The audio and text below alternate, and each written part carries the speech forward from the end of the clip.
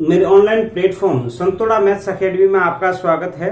दोस्तों, अपन पढ़ रहे थे मेंसुरेशन क्षेत्र में थी, जिसके अंदर अपन लोगों ने 3 या 4 वीडियो देख लिए थे। उस वीडियो के अंदर अपन लोगों ने ट्रिपलेट्स की बात की थी, फिर उसमें थोड़ा सा त्रिभुज वाली बात की थी। जो आज मैं वो वीडियो बढ़ाना जा रहा हूं वो मतलब एक ऐसे क्वेश्चंस है जो आपके लिए एक फॉर्मूले का काम करेंगे। आपको ऐसे क्वेश्चंस कर रहे हैं जो शेडोल्ड रीजन वाला आ रहा है। मैं यहाँ कोई फॉर्मूले नहीं करवाऊंगा ना कोई बात, मैं सिर्फ और सिर्फ जो अच्छे क्वेश्चंस निकल के आते हैं वो आपके सामने प्रस्तुत करूंगा। तो उनको करने के लिए दोस्तों मेरे चैनल को सब्सक्राइब, लाइक एंड शेयर कीजिए और मित्रों वीडियो को पूरा देखिए। जब आपको पता चलेगा हाँ रियली में ये क्या मैटर दे रहा है क्या न दे रहा है। मित्रों विश्वास कीजिए, इन मैटर्स को पढ़िए, आपको प्रत्येक एग्जाम के अंदर कुछ न कुछ अच्छा दिखेगा। जैसे आज का अपन जो पढ़ रहे हैं वो एक मित्रों एक विशेष तौर से बात मैं वो उन चित्रों की कर रहा हूं जैसे आपको ऐसे क्वेश्चंस आपने खूब देखे हैं। जैसे एक क्वेश्चन में ये बता रहा हूं आपको चित्र, जैसे एक स्क्वायर है, इस स्क्वायर के ऊपर एक ऐसा और सर्कल दे दिया हो, फिर उसके आपको ऐसे के ऐसे चित्र दे दे और फिर आपको कहे कि ये जो क्षेत्रफल है वो क्षेत्रफल निकालो। अब देखें, इस प्रकार का क्षेत्रफल निकालना सभी के लिए। अब इसमें आपको दे दिया जाए कि भाई ये 10 सेंटीमीटर है। अब वो क्या करते हैं, ऐसा का ऐसा यदि मैं दूसरा क्वेश्चन देखता हूं तो आपके सामने मान लो कि रेक्टेंगुलर है, ये आयत को ले लेता हूं मैं, तो भी आयत में भी क्या होगा कि सर्कल निकालोगे, एक ऐसा सर्कल बनेगा, बिल्कुल इस प्रकार सर्कल बन गया। फिर यहां अर्धवृत्त बना दिए गए हैं, यहां अर्धवृत्त बना दिए गए। फिर कहा कि यहां जो क्षेत्रफल है शेडेड रीजन, ये रीजन बनाइए, इन क्षेत्रों का क्षेत्रफल ज्ञात कीजिए। या फिर आपको एक त्रिभुज दे देवे, मान लो ये एक त्रिभुज दिया है आपको और इस त्रिभुज के भी इस तरफ एक अर्धवृत्त बना हुआ है। थोड़ा सा ढंग से बना दूं मैं, तो ये देखो ये बना अर्धवृत्त। अब इस अर्धवृत्त के द्वारा भी मान लो आपका एक त्रिभुज है, फिर इस त्रिभुज पे इस प्रकार के 2 अर्धवृत्त बना दिए गए हैं। तो मित्रों इन अर्धवृत्तों का क्षेत्रफल क्या होता है। अब यहां मेरा क्वेश्चन यही है कि छायांकित भाग का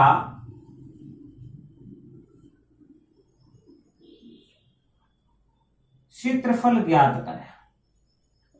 इसका 10 दे दिया मैं, मान लो कि ये 8 सेंटीमीटर है तो ये 5 सेंटीमीटर, सॉरी ये 6 दे देता हूं मैं, आपको इजीली लगेगा और कुछ और पढ़ाया हुआ भी काम चलेगा। मान लो ये 25 सेंटीमीटर है और ये मान लो 4 सेंटीमीटर है। तो अपन को इन सब के अंदर सबसे पहली बात तो क्या कह रहा है कि शेडेड रीजन की वैल्यू निकालनी है, इन सब के एरिया निकालना है। तो मित्रों अब यहां बिल्कुल बढ़िया से समझे।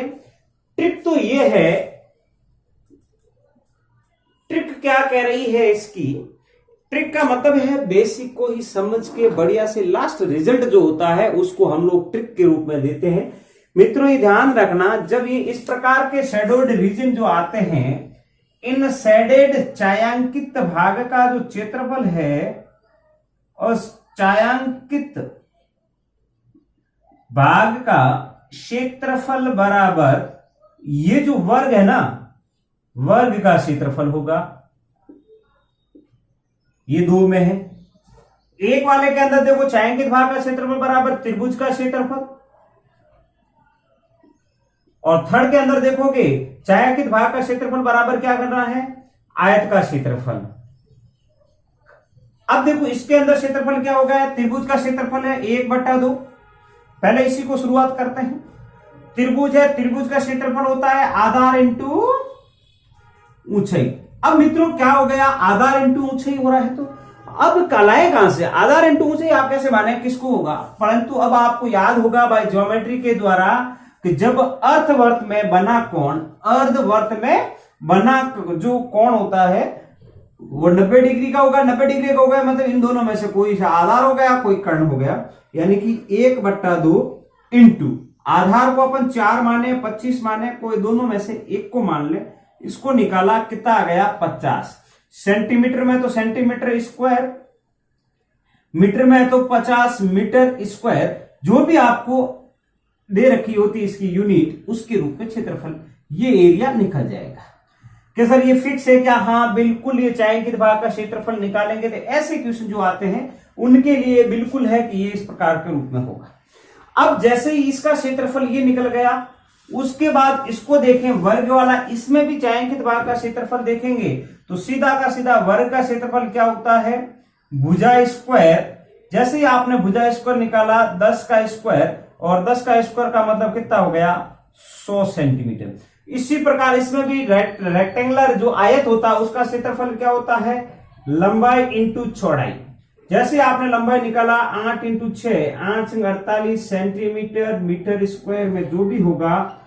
अब देखो जब आपके पास ये तो थी ट्रिक के ऐसे फॉर्मूले आ जाते हैं, इस प्रकार के क्वेश्चंस आ जाते हैं, तो उसको किस प्रकार से किया जाए? बिल्कुल सीधी सी बात है कि जो ये छायांकित क्षेत्रफल होता है इन्हीं को अपन, सीधी सी बात है कि इनको सीधे सीधे निकाला जा सकता है। सीधा जो ही क्षेत्रफल होता है वो क्या होता है। अब मैं मित्रों इसको एक बेसिक से बता देता हूं आपको कि सर बेसिक कैसे निकलता है। अब इन बेसिक्स को कैसे निकले, इस बेसिक के द्वारा क्या होता है ये चित्र अपन बात कर लेते हैं। बेसिक से सिर्फ और सिर्फ जैसे मैं आपको एक करवा देता हूं, इसका कोई भी हो चलेगा। जैसे मैं इसको छोटा चित्र वो बना हुआ है आयत वाला, तो मैं आयत वाले से ले लेता हूं। एक चित्र के द्वारा आप बिल्कुल समझ जाओगे कि सर कैसे है। अब देखो, या फिर दोबारा ही बना देता हूं, यहां से देखना। यदि मैं एक, आपको याद है अभी देखो पीछे वाला क्वेश्चन ही ले रहा हूं, बाय बेसिक से कैसे निकलता है।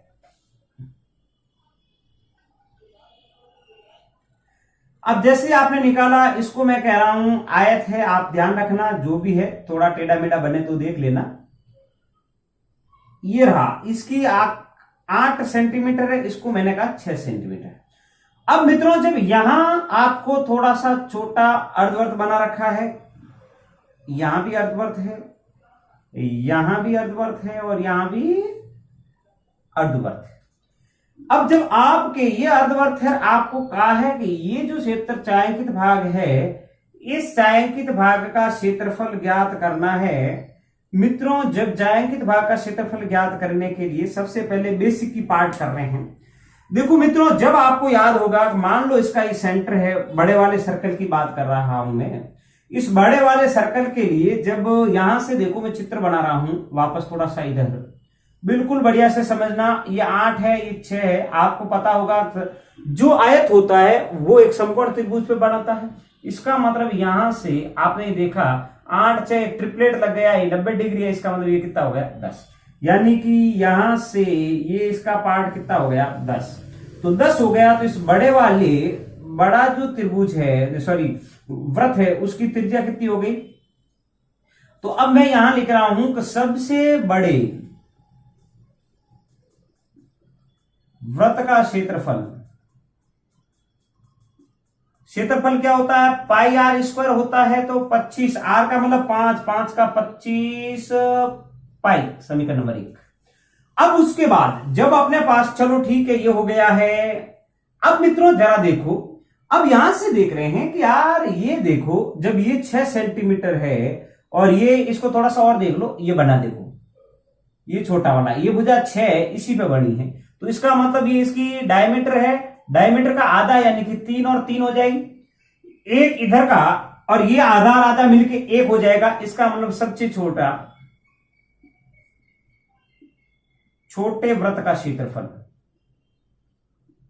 इसको भी आप देखें तो वृत्तों का क्षेत्रफल मतलब ये और ये मिलके दोनों 1 हो रहे हैं। इनका भी 3 है तो ये भी 6 हो जाएगी, आमने सामने की भुजा बराबर। इसका मतलब पाई 6, 3 का 9 पाई, समीकरण नंबर 2 हो गया। इसका छोटे वृत्त का क्षेत्रफल, छोटे वृत्तों का क्षेत्रफल कर दो या अर्धवृत्त कर दो, यहां ये लो सर, आपको कोई कंफ्यूज नहीं होगा। उसके बाद बड़े वाला अर्धवृत्त, बड़े अर्धवर्त का क्षेत्रफल। जरा देखो यहां से यहां तक ये एक अर्धवर्त बना है, इधर देख लेते हैं इसको भी फिर पार्ट को। ये 8 सेंटीमीटर है टोटल, ये भी 4 ये भी 4, इस टोटल को कितना का 8। इसका मतलब, और फिर देखो एक इधर है एक इधर है, यानी कि पूरे वर्त का क्षेत्रफल है। इसका मतलब 8 और 8 कितना, 4 4 16 और पाई। अब करना यह है कि भाई इन छायांकित क्षेत्रफल का बात इतना ही है, और अब ऊपर जो आयत का क्षेत्रफल देख लेते हैं। अब आयत का क्षेत्रफल कितना होगा, 8 × 48, ये लो 4 हो गया। अब करना ये होता है भाई, अपन लोग जब छोटी क्लासों में पढ़ते थे तो क्या करते थे कि पूरा क्षेत्रफल निकालते। अब यहां से देखो, अब मैं ये चाह रहा हूं कि भाई अलग अलग देखो इस पूरे का। अब थोड़ी देर के लिए चित्र को वापस से देखना इधर या नीचे। सबसे पहले देखो कि ये है आपका आयत, इस पे ये बना ये बना ये बना और ये बना।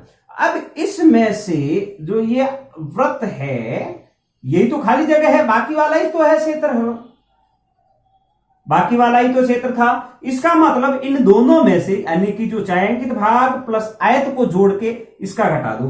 तो इसका मतलब क्या है, अब यहां से देखो मैं यहां लिख रहा हूं छायांकित भाग का क्षेत्रफल। छायांकित भाग का क्षेत्रफल का मतलब क्या होगा, दोनों अर्धवर्त छोटे बड़े दोनों का हो गया 9 और 16 कितना हो गया 25 पाई, प्लस के कितना आयत जोड़ोगे 48। अब इनमें से ही तो व्रत घटाना है, और व्रत में से कितना आया, व्रत का क्षेत्रफल कितना है रे, माइनस का 25 पाई। देखो मित्रों ये गया कितना आया रे, 48 सेंटीमीटर। यही तो ट्रिक थी कि ऐसा फॉर्मूला जब आ जाता है तो मित्रों जैसे डायरेक्ट ही कैसे निकाले जाते हैं वो इस प्रकार वैल्यू निकाली जाती है। अब उसके बाद दूसरी ट्रिक देखें, जब आप लोग देखेंगे कि क्या फॉर्मूला बनता है, क्या कैसे बनता है उसको देखें। जब अपन एक दूसरा क्वेश्चन लेते हैं, आपने सुना होगा ऐसे क्वेश्चंस हैं, ध्यान रखना क्वेश्चनों का क्वेश्चन क्या है कि यदि समान त्रिज्या के 3 बेलनाकार पाइप रखे गए, पाइप एक रबर से बंधे हुए हैं तो उस रबर की लंबाई ज्ञात करें। अब मित्रों जब लंबाई ज्ञात करनी है तो यहां से देखो कि ये कह रहा है, चलो भाई एक पाइप ऐसे बंधा होगा, दूसरा पाइप ऐसे बंधा होगा और तीसरा पाइप ऐसे बंधा रखा होगा। और उन्होंने क्या क्या एक रबड़ बैंड से बांधा है, तो ये इस प्रकार से रबड़ बैंड बंधेगा। अब क्या होगा, जब ये होगा, मान लो इसकी त्रिज्या है ये रही, इसकी त्रिज्या आर है, इसकी भी आर है, इसकी भी आर है। तो मित्रों यहां से यहां देखा इसका डायमीटर कितना हो गया आर। तो इन सब की निकालने के लिए रबर बैंड की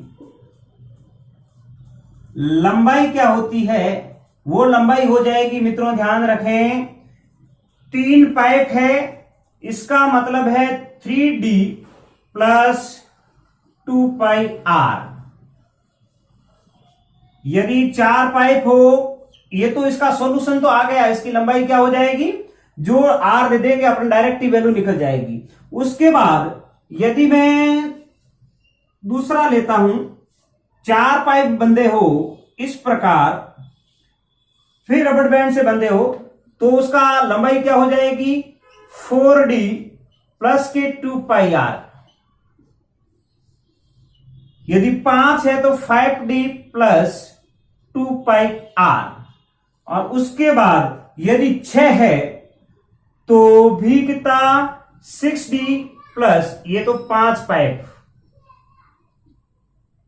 6D 2 पाई आर यानी कि 6 पाइप।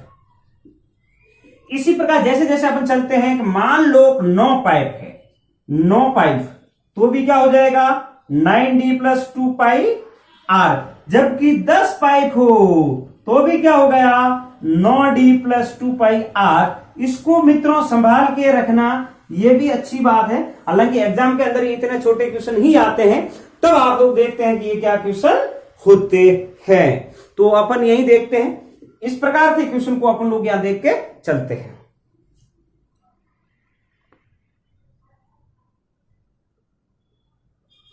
देखो मित्रों, यदि ये कितना का 5 पाइप, यदि 6 पाइप की बात कर रहे हैं ये, तो 6 पाइप का मतलब हो जाएगा 6d plus 2 pi are. 7 pipe है 7d प्लस 2 पाई आर, और फिर 9 पाइप है 9d प्लस 2 पाई आर, और जब 10 पाइप होता है तो भी क्या हो जाएगा 9d प्लस 2 पाई आर। तो मित्रों ये ध्यान रखें, छोटी सी ट्रिक है आपको, ये लगते लगते चलेंगे तो क्वेश्चन बनते जाएंगे। तो